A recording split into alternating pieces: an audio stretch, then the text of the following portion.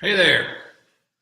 How's everyone? I don't know if this is working or not, but we're testing it out. This is live from the Riverfront, or as Doug Gray just said, from a van down by the Riverfront. I'm presuming there's some way to get comments. We're trying to learn this thing out. So, um, let me know. Oh, looks like we are getting some comments here. Um, Most of it are just hashtags, right? Just What's the hashtag or the hash brown? I'm sorry, I forgot how we do these things at the Riverfront. Hash brown, sell the team, Bob.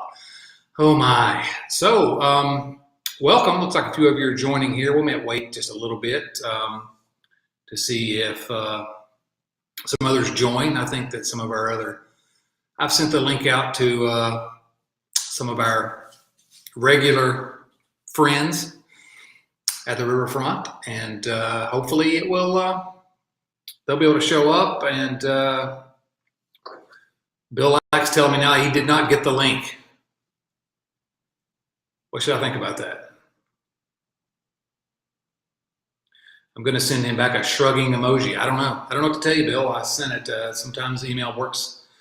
I don't know. Maybe it takes a second. I don't know. Maybe I typed in the wrong email address. It's quite possible. So anyway, I guess let's go ahead and start. And these Joey Gaditz over here has the comment that I think pretty much sums up what we're looking at. Oh, look at it. It says Nate. If you're looking at this on YouTube, it says Nate.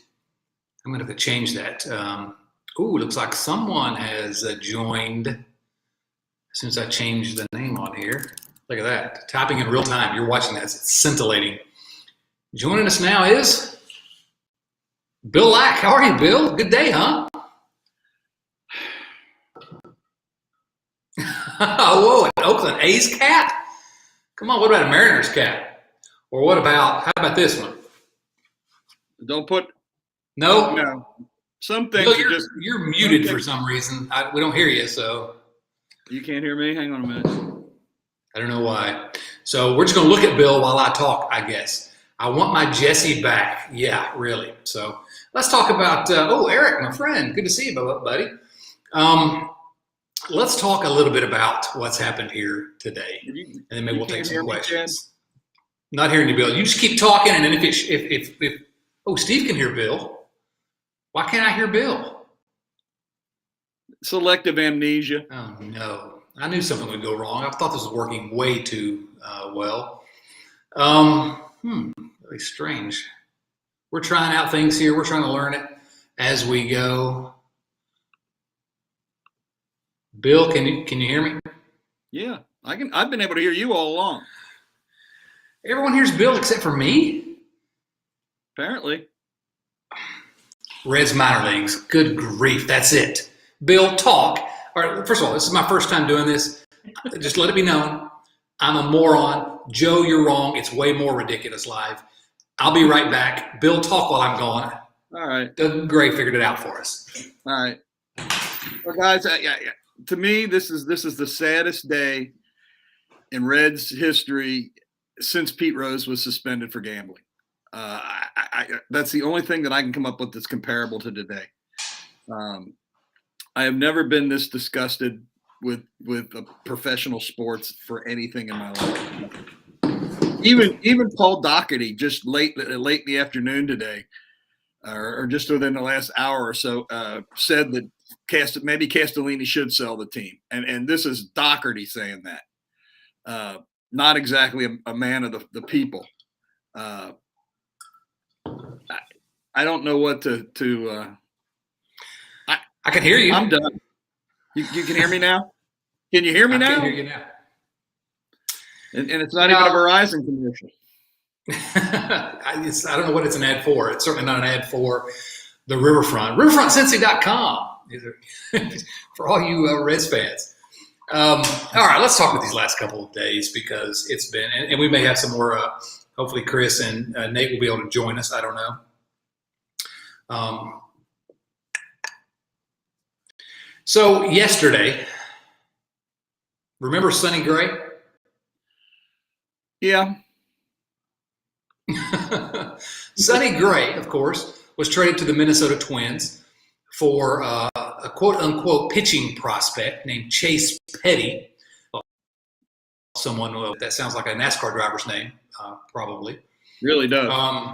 It does. So Chase Petty, is a reasonable prospect. But, I mean, he was a first-round pick last year, 26th overall pick by the Minnesota Twins. But he's 18 years old. And, well, I mean, this is a straight salary dump. I mean, it's a straight salary dump, it was. And it was bad. It got worse. Look at this. I think I can, let's see. Somebody make a comment. I think it might show up on screen now as we're figuring this thing out. Anyone but Joe Farsi make a comment, please. So it's upsetting. Sonny Gray had a year left on his contract this year, but then a really cheap team option for next year. And it was pretty clear. The Reds, had given up on Wade Miley. Joe had given up on Wade Miley. Some people can not be able to see that because of the logo. I don't know. That's what my hope is. There we go. And there was some. Let me just say this, Bill, and I want to get your comments.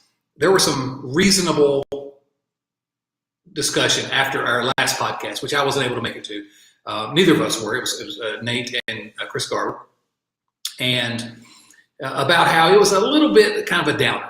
Baseball was back. But, Nate and Chris were kind of reading the tea leaves, and we saw what happened before. And so it was a little bit cynical, I guess, which, I mean, that's a reasonable criticism of that. In retrospect, yeah, it if you're a Reds fan, completely worse since they came back. So, but the argument was, I'm getting around to my point eventually here. We're live. I don't have to keep it tight, I guess. And Bill, feel free to drop out anytime you get bored with me. The argument is this team won a bunch of games that are above 500. They still have a pretty good core. And I can agree with that. The pitching staff still look pretty good, even without Wade Miley. The pitching staff still look pretty good. The offense, not bad. Even minus Castellanos, you can still look and see this is at least a 500 or even above team. Yeah. Trade Sonny Gray, so now all of a sudden the rotation looks much, much worse. And did you have I know you did, Bill, because you were texting me. We kind of had these, these kind of a pit in our stomach, like, here we go, right? Yeah. The whole thing is you could, like you said, you could read the tea leaves, and I thought it was interesting. I was listening to Nate and Chris's podcast today when I was out walking, and they predicted Sonny Gray would be the first shoe to drop. And he no doubt was, they gave him away for, and the guy may end up being something, but he ain't going to be anything for 4 years. So I guess we're going to have to, we're expected to suffer through 100 lost seasons for the next 4 years until, they get the payroll aligned. And, I don't want to ever hear anybody defending Nick Krall, ever. Because if he was a man that had any self-respect at all, you wouldn't be the captain of this Titanic. And I know you're going to say, well, there's only 31 of them jobs and blah, blah, blah. You have to have some level of self-respect when you go home from work every day and look in the mirror. Who would have ever believed that Jesse Winker would be a throw-in on a trade? Well, let's go there. Good, it's a good comment by Carrick Melvin there, right? The fact of the matter is, the Reds traded.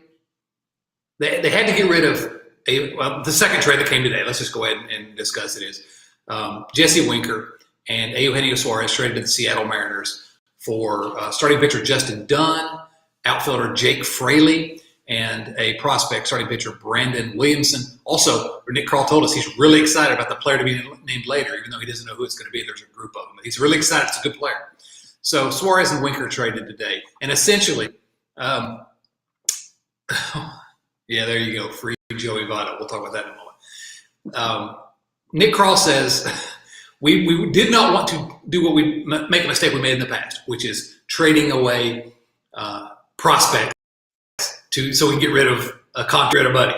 So instead, they traded away an all-star They traded away Jesse Winker. They had to trade away Jesse Winker so they can get rid of Eugenio Suarez's contract. If that doesn't tell you where this team is, where they're headed, and kind of the orders given out on high from ownership, nothing else will. I mean, just you're trading a guy that very possibly could be your best hitter on the team this year, and probably would have been the best hitter. And still had 2 years, I believe, left on it. Before he was going to cost them any real money. So they're not even willing to look 2 years into the future, as for what they're willing to pay.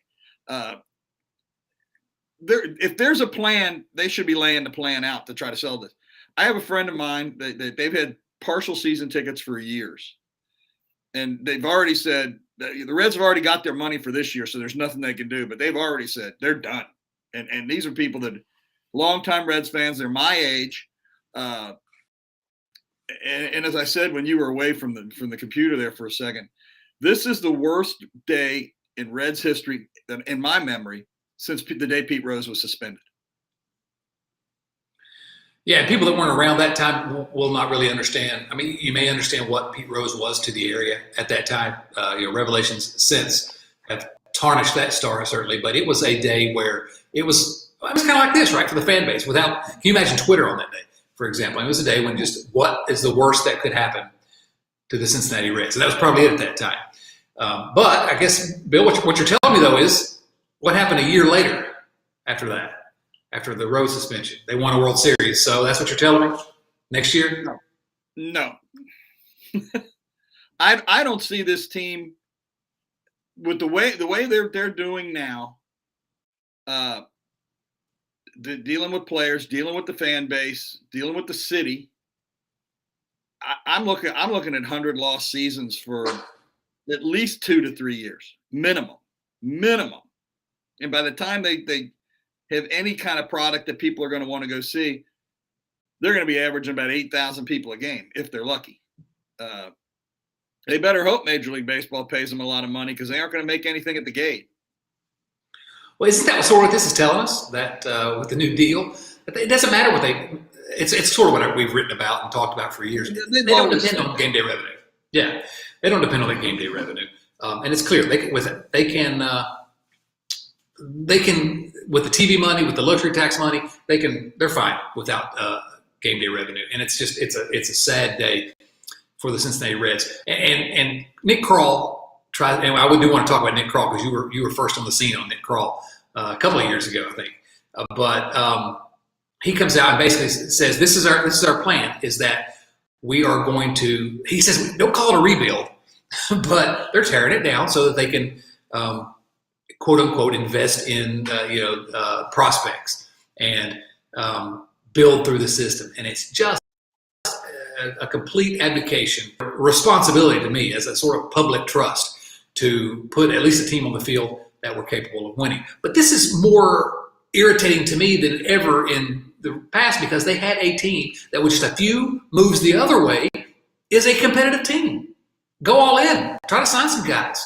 Keep Miley, Wade Miley. And you have a team that has a chance of winning 90-plus games and being a contender. They weren't that far off. Instead, they chose. There are other things more important than winning baseball games. If it's we've been saying it for years, but it's clear now.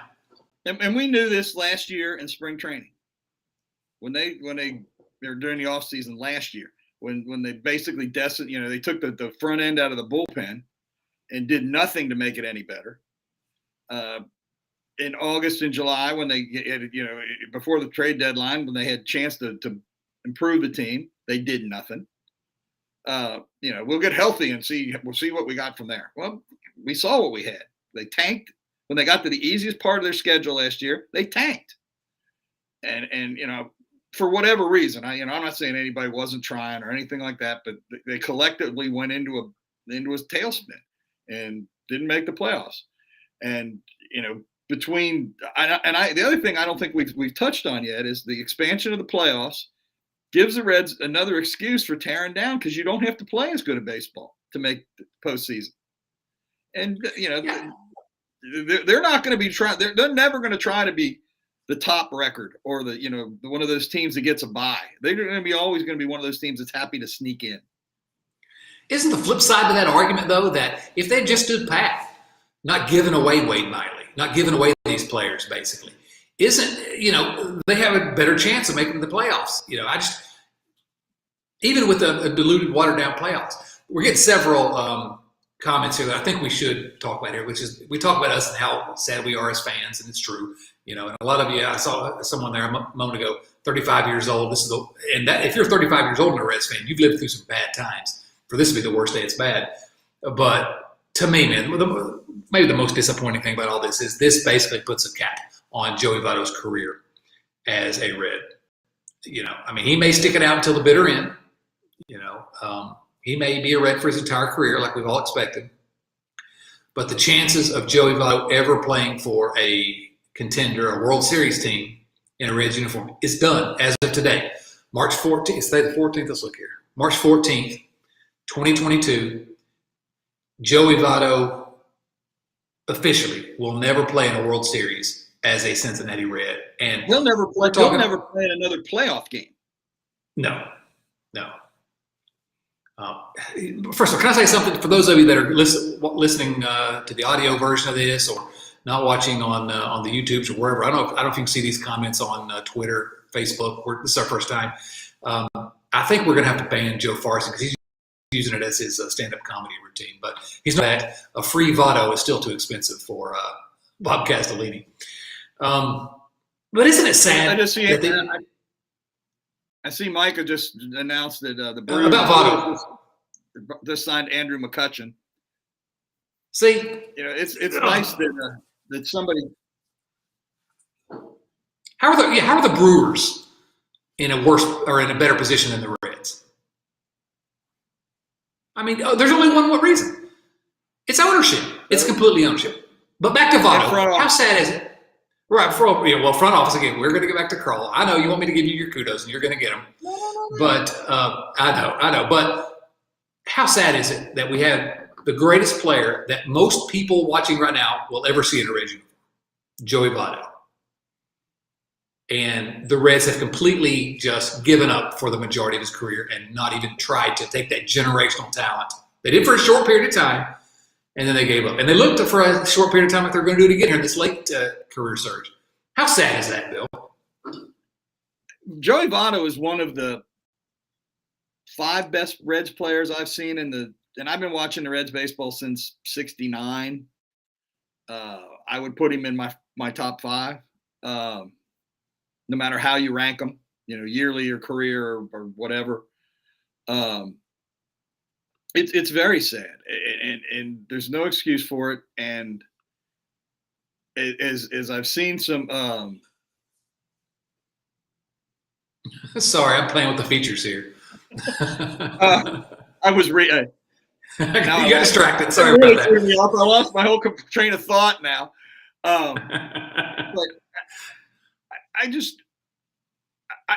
the sad thing is, this not only hurts, at least for me. I have no intention of setting foot in Great American Ballpark anytime in the foreseeable future. And I didn't have the hard line that you did last year. I went down a few times last year. But I'm not even interested in going to see Reds minor leagues anymore. Why? What's the point? Yeah, really. The fact of the matter is, I'm texting my wife.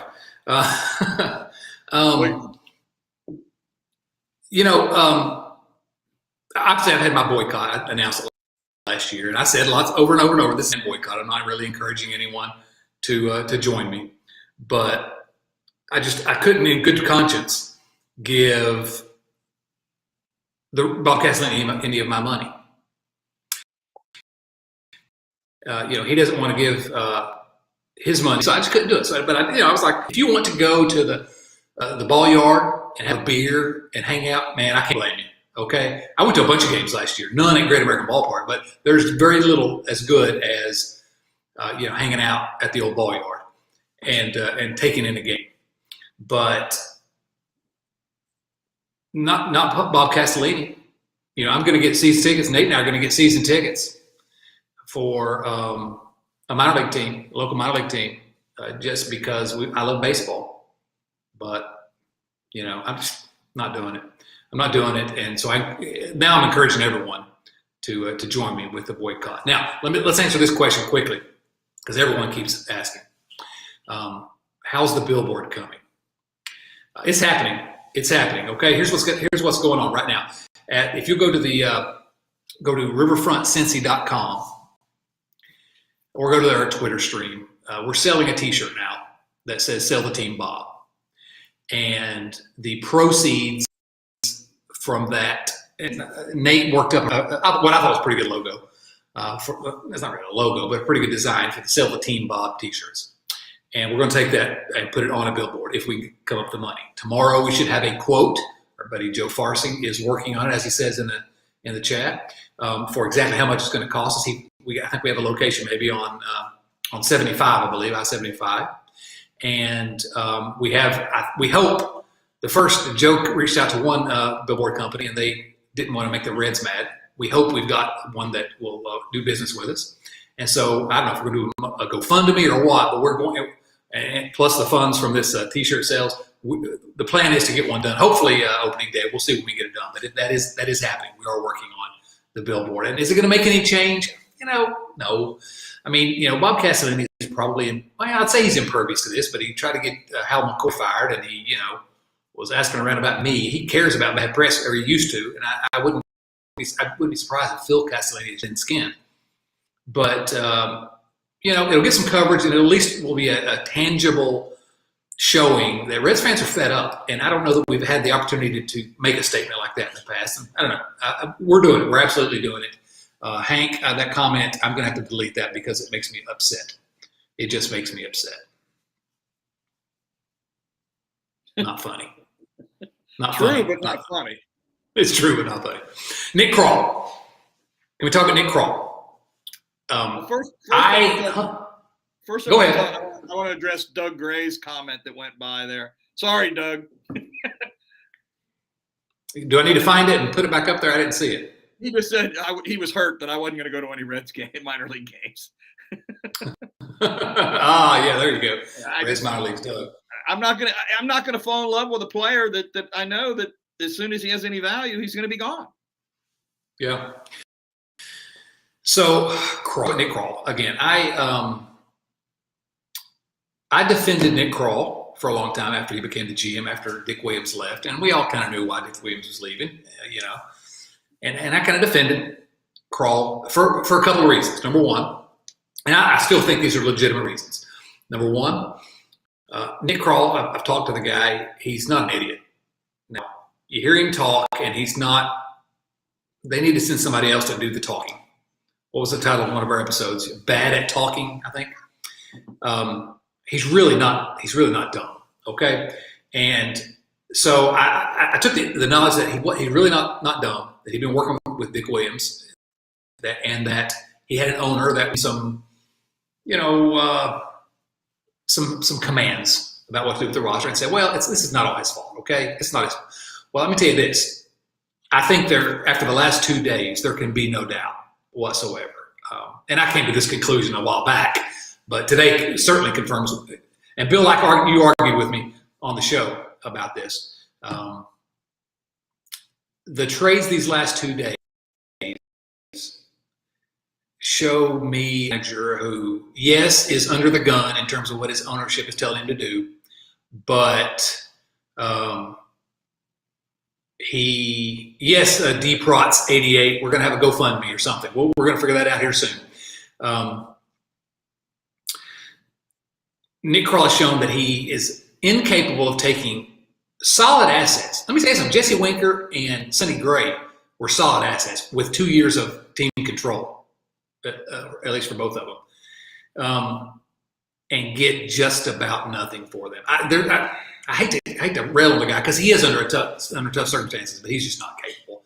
I think that the evidence says he's not capable. I hope I'm wrong. Bill? I can't think of one deal that he's made since he's been GM where I didn't think he got hoodwinked.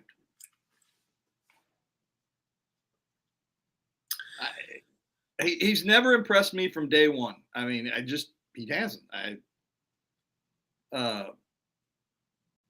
Yeah, I was charitable a little bit. I don't care how you sound when you're in front of the microphone. That kind of crap doesn't really bother me, especially when these guys aren't public speakers. They're not politicians. They're not anything. Actions speak louder than words, and his actions show that he's over his head in this job. In addition to the self-respect thing that I talked about before, how you could keep this job and believe that you are the only person that you're serving is the owner. And I think when you work for a ball club that has a tradition in the city like Cincinnati does, and every city probably feels the same way, but you also have you're also working for the people that come to the ballpark. And part of that, I guess, is what you were talking about earlier. The equation has changed so much over the years that the fans really, the ownership doesn't have to care about the fans anymore. In many, many cities, they don't. And here really shows it. I don't know what to say. Like I said, I'm fed up. I've been a Reds fan since '69, and I've never felt like this. Even when we had bad teams, earlier in the decade, in the tens, I never felt like we quit. And this front office and ownership has quit, and not one time has anybody from the front office tried to defend what they said when they bought this team versus the actions that they're taking now. He can give that peaks and valleys bullshit that he was talking about yesterday. Oh. And you got to have peaks to have valleys, and we ain't had no peaks in a long time. So, well, Bill, I'm reading all these comments, by the way. Fantastic comments. Keep them coming, guys. We can't answer all of them, honestly, but Peter. Bill, do you like good baseball? Is my question. Okay, I got to know this. I don't remember. I have a hard time remembering good baseball around here because I'm not. I'll be honest, and I've said this before on here. When I was young, I was a baseball fan. I knew every player on every team and blah blah blah blah blah. Now I'm a Reds fan. And I really only watch the Reds. I don't watch, a whole bunch of other baseball anymore. And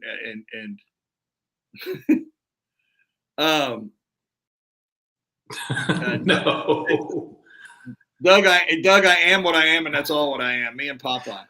The Riverfront after dark here, goodness. Because of one word, I don't think so. We knew you don't even get that risque. I was in the Navy. I haven't even, but. I've never felt like ownership. Excuse me, like ownership quit on the fans, but they absolutely have, and anybody that thinks they can make a claim that they didn't, it's true. I don't think they're watching closely. It's true, but really, I was trying to get you to be the straight man to my. I was going to say ranked number 5 in the country, the University of Virginia Cavaliers baseball team, fresh off a College World Series appearance last year. Okay. All right. So it's not real baseball if they're hitting it with aluminum bats. Well, it's not real baseball if they're wearing your Reds jersey either. That's true too. Can we talk briefly here about the 2 guys that were traded today? I mean, Sonny Gray. We love Sonny Gray. Enjoyed watching that guy from the second he got to Cincinnati. But Jesse Winker. He did, and to be fair, both Gray and Winker had trouble staying healthy all the time. They weren't 100. They weren't on the field 90% of the time like they like they should be. They both had injury problems, but both were quality players. Apparently, from everything you've read, quality guys.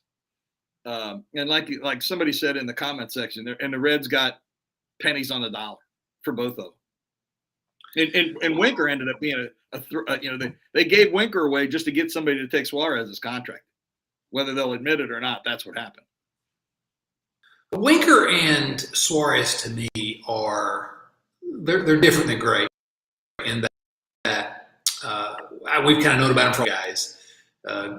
Both came up not all the way through the minor league system, Eugenio Suarez came over. Now, they got him from the Tigers in a trade. Who did the Reds send to the Tigers in exchange for Eugenio Suarez? First person you mentioned in the comments gets my eternal gratitude. Let's see if somebody remembers who the Reds got for or traded for Eugenio Suarez. But they're two of the most likable guys in recent years for me, for the Reds. And Eugenio Suarez, friends, that's close, Roger. That's close, but it's not the full answer. There it is. A bunch of you guys are saying it, but those are not the full answers. They're all close. No, and y'all keep saying the name, but that's just not. Guys, come on. Somebody's going to get there. We go. Adam Gardner wins. Adam Gardner wins. It was, of course. Let's see if I can show it here. Maybe the bloated corpse of Alfredo Simon. Come on, are you not Riverfront fans? Long-term joke. T-shirts at riverfrontcincy.com. Go there, you can pick up the T-shirt, or go to our Twitter, Facebook page. They'll have links there to get the T-shirt, Marius, with proceeds going to our billboard fund. So, but Eugenio Suarez, okay? I keep getting distracted by your comments. Stop this, guys.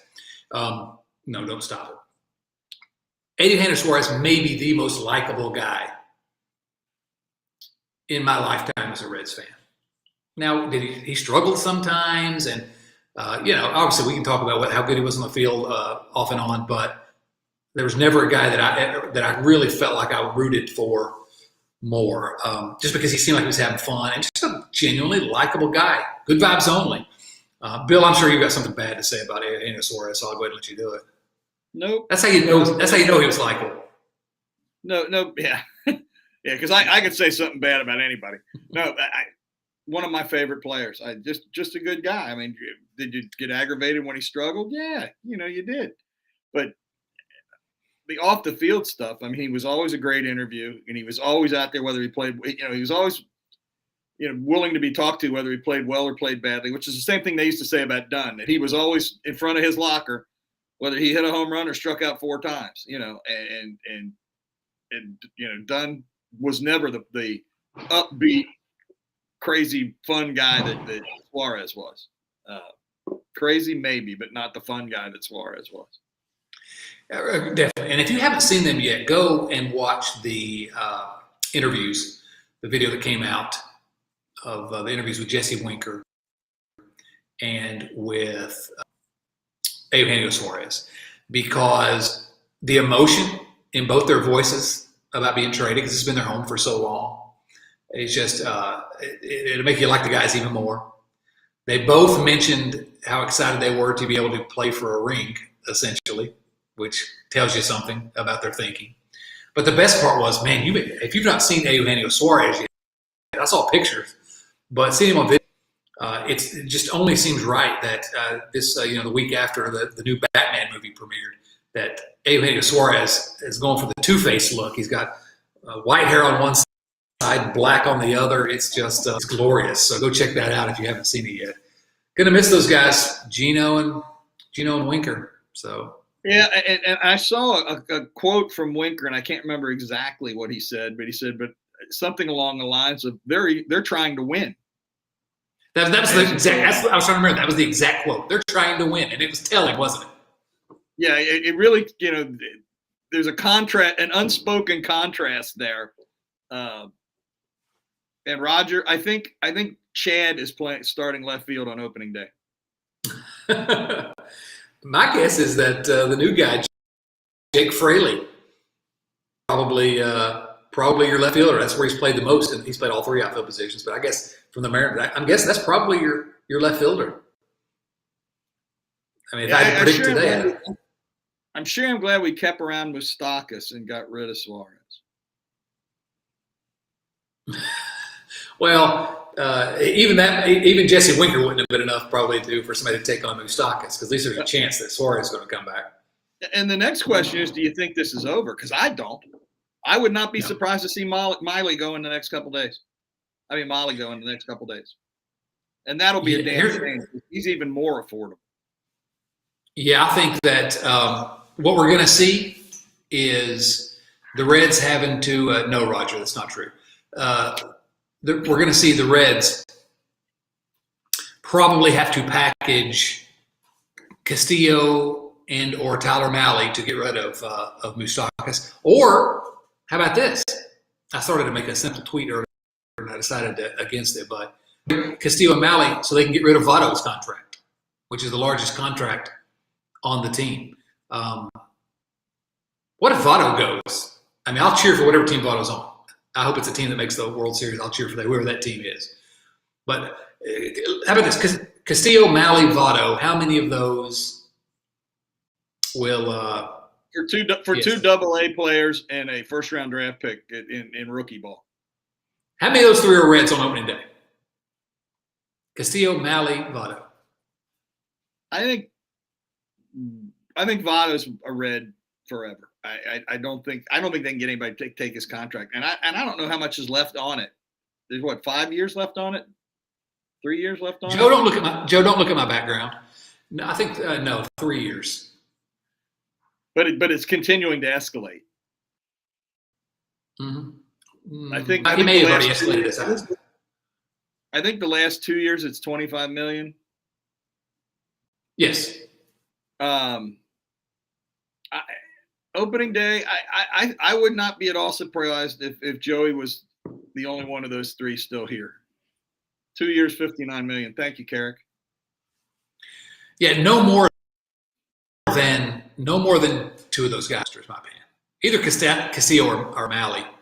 I think they're gone. I mean, I just don't see how you justify keeping. I mean, if you're going to trade Jesse Winker, who is cost controlled essentially for a couple of years, who's not expensive and who is way outperforming, his value is way more than what he's being paid. So here's the real thing, right? This is the question. What Dwight says: nobody will want Votto's contract. Yes, but if nobody wanted Eugenio Suarez's contract either. And after Votto's year last year, you don't think really that some team wouldn't want to take a flyer on him as a DH? Yeah. There are twice as many teams now. Put him in the lineup. And a DH / first baseman. He's not a terrible. I've never thought he was the first baseman that a lot of people did, but he's not a terrible first baseman. We've had a lot worse. And between the DH and first base, he could play 154 to 157 games. And if he's hitting the way he hit last year, that's value. Even at what he's being paid, that's value. I agree. You're right. You know what I just thought of? We need to get a hold of Chris Welch and see what Chris is thinking. Well, call him up. Get him on right now. What are you waiting for? No, you're right. I would love to know. And Chris has generally been pretty honest with us when he's come on the show. Always. And at times, because I always kind of when I'm talking to Chris, I always kind of talk to him before we go on the air about what I'm going to ask him about. Because I want him to I don't want to get him in trouble with the ball club. That's not the reason I have him on, to give him gotcha questions, And he has never once said, I don't want to talk about that. Never. Not one time ever.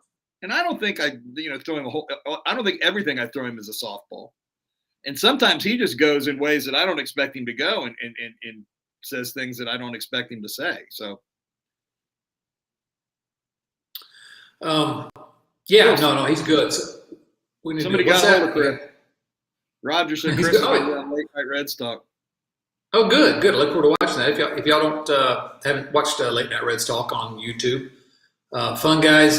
They've two of them have been on the show here. We'll get Tim Daniel on at some point as well, but they do good stuff. So there's room for all of us, right? Blue Jays. I see some talk about the Blue Jays for Joey. That would be an interesting way to end his career. Go head home, and Blue Jays got some guys that are easy to root for. Except for, I don't like Bo Bichette, but that's basically because I blame his dad for being a lousy Red. So, tonight. And an overrated Rocky. Yeah, definitely. So, I got to say a couple things here. I've only seen one Simpsons reference in the chat, which is disappointing. Don't mark my tennis rackets back there. those tennis rackets, Joe's looking at my background evidently. I purchased not those, but other versions of a tennis racket. First time I got a tennis racket was, and I've told this story before, but it's when my high school baseball coach highly encouraged me to go out for the tennis team. So I took his advice. So I don't know what Bill. What else is there to say? It's kind of a tough time, but I don't know. I thought we'd come on here and still have some fun, and I don't know. I have had fun tonight. I think we beat this horse to death. Yeah, and somehow we got to figure out how to do it every week, all season long. And there we go. There's some Simpsons references over there. We have to do it all seasons long while we're refusing to watch them. I know, right? Well, the thing is, I'm gonna watch. I'm stuck, but I'm not going to the ballpark again. Second straight year, and I put that on Twitter. I honestly don't know that I can watch them. I may be done. I today and yesterday have really, really driven me into the ground, and I don't know how much more I can do. Well, you've been devoted for longer than anyone I know, and so I'll be interested to see once the season gets here whether you feel or whether you're just like, what's the point anymore? Well, there's a couple people on the Slack channel and that I think have been around at least as long as I have, and maybe a couple of them I think even a little longer. I enjoy my life too much to do something that makes me miserable, makes me unhappy, makes me miserable. It's just not worth it. I did it with the Bengals for damn near 30 years, and it's just. But you got rewarded. This year, 1 year, that's one. Not a great day for the Bengals either, by the way, but we won't talk about that in our Riverfront Bengals podcast.